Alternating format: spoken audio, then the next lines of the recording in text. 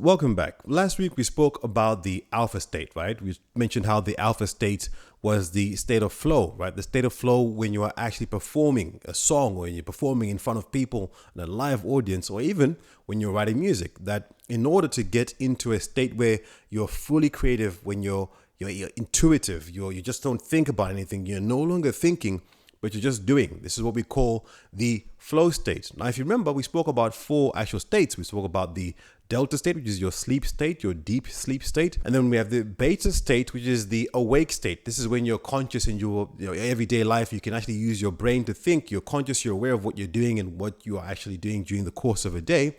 And then we have your theta state. Now, the theta state is probably one of my favorite states to explore because it's a state where we don't have to think. We don't even really think about doing anything. It's a place where we don't really control much. In fact, sometimes the theta state is a place of receiving ideas, being creative, right? So if you talked about the flow state being the place where you perform, where you act intuitively without thinking, the theta state even goes beyond that and it goes into our subconscious, right? This is a place where when ideas come, you've heard artists speak about, I was asleep and I had this dream and I could hear this melody and this melody just came to me. And then when I woke up, I just felt like I had to write this down. I had to create this song because, hey, it just was an inspiration. Now, as I said to you before, the theta state is really quite interesting because some people believe that it's a very spiritual state, that when you have a muse or a guide or someone that explores a different realm with you and gives you answers to something that wasn't available before, something that really didn't exist before.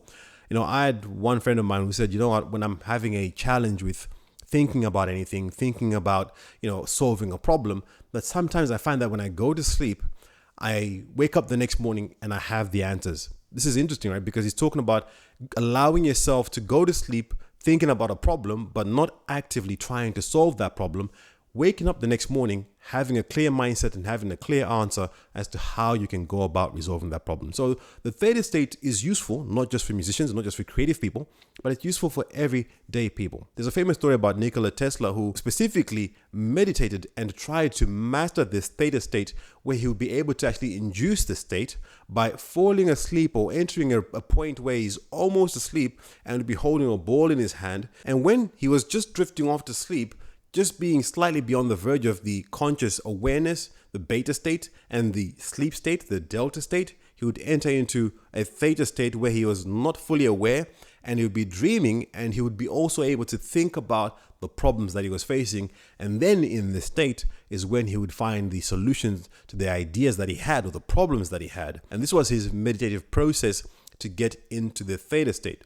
Now, if you've ever been asleep, if you've ever had a period of time when you're maybe trying to create something, or maybe you're not even trying to create something, you're just asleep, but then you go to sleep thinking about problems that you've had in your day, or you go to sleep thinking about, man, how do I resolve this issue?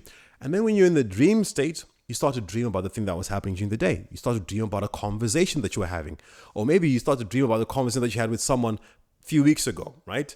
And then you wake up from that dream and you go, do you know what?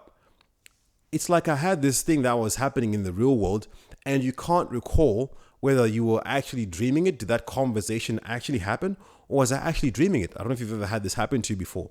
When you are in a dream and you are sort of unconscious, but you're aware that you're dreaming. And when you're in this dream, you begin to have an experience where maybe perhaps you get an answer to something, or maybe you can ask questions. Now, this is where it becomes really interesting. Now, if you're spiritual, you're going to know what I'm talking about. But if you're not spiritual, you're going to want to buckle up because I'm going to talk about some things which are maybe going to blow your mind a little bit.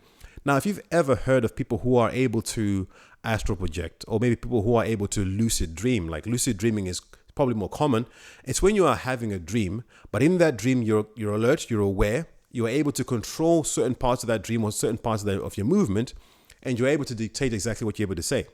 Now, there's been times when I've had a dream, and in that dream, I had a guide who was walking with me, right? And in the dream, I could ask the guide for answers and say, what about this? And what about that? What does this mean? And what does that mean? This is not uncommon. It's very, very common, in fact. And you see it in many, many forms, from religious people to people who are not religious, to people who are scientists, talking about how they have dreams and then they learn about how to create inventions and have ideas whilst they're asleep. And they have those ideas and then they wake up first thing in the morning, and the first thing they want to do is write that down and say, hey, this is how you solve this problem. So I believe, personally, my personal belief is that there's a a supernatural power, that there's a guide that we sometimes have, a spiritual power that sometimes gives human beings inspiration. And it gives human beings this inspiration to move us forward in the right direction, right? That great medicine, things like maybe, robotics and things like AI, things like computing, that somebody at some point had an inspiration that they didn't consciously conjure up, but rather that was a download that was given to them because it was always there.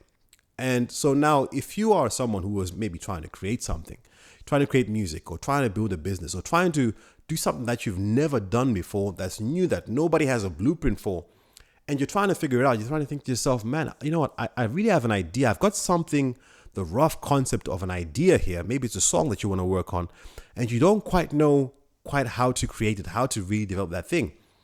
That I encourage you to develop a practice where you try and go to sleep. And when you go to sleep, I want you to really meditate on the thing that you want to create as you're going to sleep. And as you're going to sleep, you're going to think about this thing. Now, it doesn't mean that it's going to happen straight away, but I want you to practice it anyway, to try it like Nikola Tesla did, to try and get into that state between consciousness and unconsciousness, and where you're lucid, where your mind is alert and you're asleep, but you're in this other realm.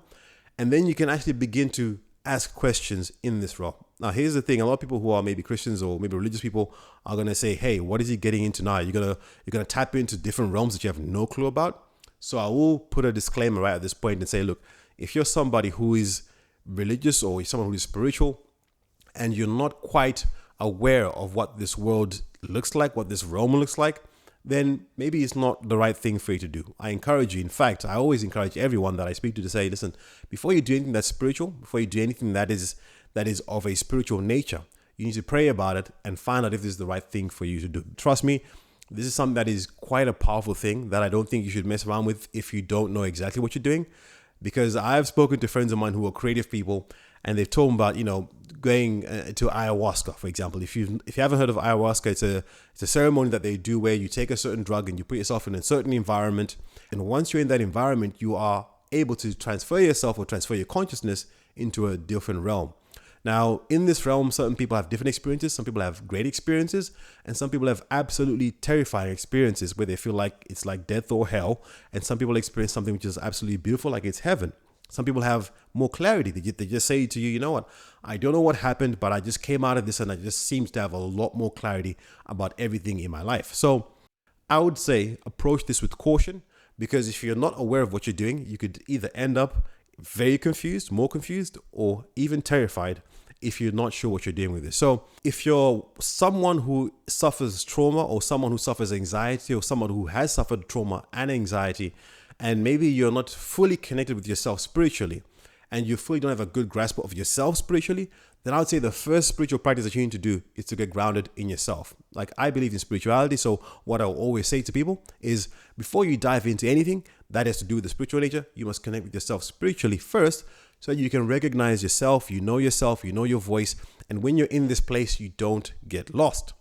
Now, I'm going to share something really personal with you here, because I've had an experience before where, I was in this dream state, this dream realm, and at this point, I'm lucid dreaming. It's something that I'm quite well aware of. It's something I've done several times. And while I was having a conversation with someone in this dream, I realized that the voice that I was hearing was not the same voice that I usually hear. And I was like, that's interesting. This is not a common voice that I usually hear. This is a different type of voice. Whose voice is this? This is someone else's voice. And as this sort of being started to speak, I was like, let me step back a little bit and let me just observe. Let me not get close to this, because let me see what he or she is trying to say or trying to do. And then as I was observing, I noticed that that being turned into something else, and it turned into something quite sinister. But again, I wasn't afraid of it because of my own background, my own knowledge in the spiritual realm. It didn't scare me. I was able to kind of step back and go, that's something that I don't want to partake in. I don't want to be a part of that. And so I'm going to step out of that, and I'm going to get myself out of that situation from a spiritual realm. I remember speaking to my niece about, watching films and watching content and watching things that allow your mind to go into different places. You've often had the experience sometimes when you might watch a horror film or you might watch a movie and you go to sleep and then you have nightmares, right? So what that is essentially you have meditated on that thing that you're experiencing visually or maybe verbally, And then you have this in your mind subconsciously, right? This is the thing that I'll say to you guys. If you've ever had a car, right? If you've ever owned a car or maybe a bike or some piece of clothing or even shoes, if you've noticed that once you have that possession, your mind visually is able to capture that and store it into your subconscious without you intending to do that, right? That means that your mind is so powerful that it will register something that you've seen only once and it will put it into your subconscious without you actually trying to do that. This is why it's so important what you put in your brain, what you put in your mind, because whatever you put in your mind and your brain and whatever you consume visually and verbally, without you intending to, it'll actually stay in your subconscious. So let's talk about the horror film example. If you're watching a horror film, if you've ever seen a horror film, you might have had the experience where you went to sleep and then you had a nightmare and then you were like, oh my God, I felt like I was right there. I felt like I was right in that room, or I was right in that place, or I was in those woods when you dreamt about it. Like, your mind is powerful enough to be able to transfer your consciousness into a different realm completely. So I say this is something that's really, really important to kind of note, because, hey, listen, I've heard of people who have had sleep paralysis and they've talked about how it's very, very frightening for them when they have it. And some people believe that it's a very spiritual thing. And I think that whenever you have, or whenever you go through the dream state or this theta state realm, when you get these downloads from a different realm, that you are able to expose yourself to a different realm completely, which may be spiritual, and which you're not fully aware of what exactly is there. So here's what I'd often say to people is that when you're watching content, when you're listening to content, observe, but don't allow yourself to participate, right? So this is just a disclaimer to say, when you're watching any content that maybe a horror film, you like horror films. I used to like horror films. I don't anymore, because after I had this understanding, I saw them completely differently and I just don't enjoy them the same. So here's what I'd say is that when you're watching any of these films, you are subconsciously downloading them into your psyche without you realizing it. And if you want to, if you still have to, if you feel like I can't stop myself from watching this because you are in this world, then I ask you to observe and not allow yourself to participate, not allow yourself to be taken over by the fear of observing these things. If you're listening to music, for example, and you're going to sleep and you can listen to the sweetest music, maybe music that's sexually charged or whatever the case is, that if you're listening to this music, that subconsciously it is actually doing something in your brain which you don't actually realize. And it's like going out and having a bit of alcohol, right? That having this drink or listening to this music can put you in a state maybe where you're angry. This is why people listen to certain type of music in the gym. They call it workout music. Or if you listen to music when you're with your loved ones or with your partner, you listen to certain different type of music that puts you in a different mood. This is because this music carries a spirit with it, right? So when we're talking about being a creative person, and you've heard of people who talked about, man, I heard this song in a dream and then I created this song. That's because there's something that is beyond the physical. There's something that's beyond just the song, just the instrumentation. There's something more deeper about this song that was created, that there's a download that they got, that when people listen to the music, it's able to influence them in a completely different way. Now, whether it influences them to do positive or to do negative, that's a whole different ballgame. The fact is, they are spirits, they are guides, they are things that are out there which actually influence how we make music. This is no different to, when somebody is approaching you in the world, and just in general, that you can meet someone can be inspired to do something nice for you because they're influenced by a spirit that is good, right? And then somebody else, on the other hand, can be inspired to do something that is not good to you because they're influenced by a spirit that is just not good. So with creative people, we're no different, right? We get downloads and we get inspiration from a certain place. Now, when I listen to a lot of music, I can tell music that has a deep spiritual connection to it and music that doesn't. And you probably can tell the same thing as well. Is that when you listen to music that has a deep spiritual connection to it, you feel like, man, when I listen to this song, I feel like fighting someone. Or man, when I listen to this song, I feel like just reaching out to a loved one. Or man, when I listen to this song, I just feel like I'm in a completely different world, right? It's like when you watch that movie, right? When you watch that great film and you're like, man, for the 2.5 hours that I was watching that film, I felt like I was in a completely different world. I didn't worry about anything else. I didn't think about anything else. I was just in this completely different realm. And that's amazing, right? That is the power of art. And I think when people create art like that, with depth that comes from a spiritual download, it has a different connotation, a different meaning, and a different effect completely. So if you're an artist and you're a creative and you're thinking to yourself, man, I would really love to make music like that. I would really like to make music that touches people on a different level. There are two ways where you can look at this. You can look at it and go, I want to make the kind of impact where people remember my songs because they're so great sounding and they have this influence in them. And I want to do that. And, you can make songs that sound great sonically, but you can also make songs that touch people spiritually. And again, as I said before, this is an incredible power. So I would say to all artists and all creative people that you have a great gift, you have a great responsibility to make sure that what you create has a right influence on people, that you create something that has a good and positive influence on people. But of course, this comes from my understanding, my own character, my own personality. I believe that you should use your gift to do the right thing, to do good, and not use your gift to do bad, evil things or unrighteous things. That's just my personal belief, and that's how I believe you should manifest your gift. Now, if you do decide that you are going to use your gift for things that are nefarious, things that are unrighteous, things that are bad, and you want to create that kind of, what can I say, viral moment out of something that is not positive, then that is your choice, of course. That is your choice. And whether that'll be good for you or bad for you is something that I believe is down to what you believe personally, and also down to what you tap into from a spiritual perspective. So here's what I would say. The world has a principle, and this principle is quite simple, is that what comes through you, what you give to the world, what you sow to other people will return to you. And I fully, thoroughly believe this. And that if I give you a good feeling, if I'm with you right now and I'm talking to you and I'm giving you a nice positive feeling, that you're most likely going to leave positive comments on this channel and you're going to say, I really love that. Thank you so much. God bless you. Or, whatever, right? Now, if I sow bad things, negative things, and I start cursing you and I say very bad things to you, I sow that through my words, through my actions to you, then you have every right now, I've given you that leeway to sort of impact me negatively and to say bad things to me, to maybe even possibly attack me because I've attacked you verbally. Right now, where this goes, I don't know. You've heard of people who do things online, who create things online, and then because they've done something online, they actually invite something in the real world. Now, although you might say, yeah, but that's a real world example, I'm going to say to you, this is also a spiritual principle. That when you sow something, when you do something in the spiritual realm and you create a certain avenue, you open a certain door, that you open that door to either be blessed or to be cursed, right?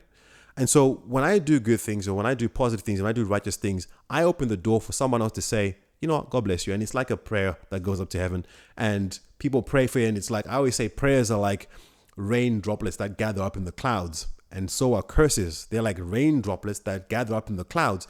And depending on whether people have been saying good things about you, when it finally rains down on you, all the good things will come down. Or if people have been saying bad things about you, when it finally rains down, all the bad things will come down. So make up your mind whether the content you're going to create, the music you're going to create, the art you're going to create, is it going to be positive or is it going to be negative? That's your choice. I hope you enjoyed this video and I hope you take the responsibility and the gift that you have in your creativity, in whatever you do in life, whether you're a creative person or not, that you take that with great responsibility. Because in this world, we all have gifts. We're meant to serve each other in some capacity, in some way, whether you're creative or not. It doesn't really matter. You all have something to give to each other. Now, I encourage you to sow good seeds and not bad seeds into this world. I hope you enjoyed this episode. Do like, share, and subscribe. And if you think that someone else would benefit from this, then do send it to them as well. So I hope you like this video. And if you did like it, then please do subscribe because I do share a video like this every single week. I'd love to know what you think about this topic. It's a very controversial topic. I've spoke about a lot of things and I'd like to know what you think. I'd like to know what your experiences are. So if that's you and you maybe have this experience and maybe you're thinking about it and maybe you think you haven't really dived into it, then let's dive into it right here. Let's talk about it. I want to hear what your experiences are. Thank you very much for joining me today. I want to see you again next week. Take care. Love you as always. Bye-bye.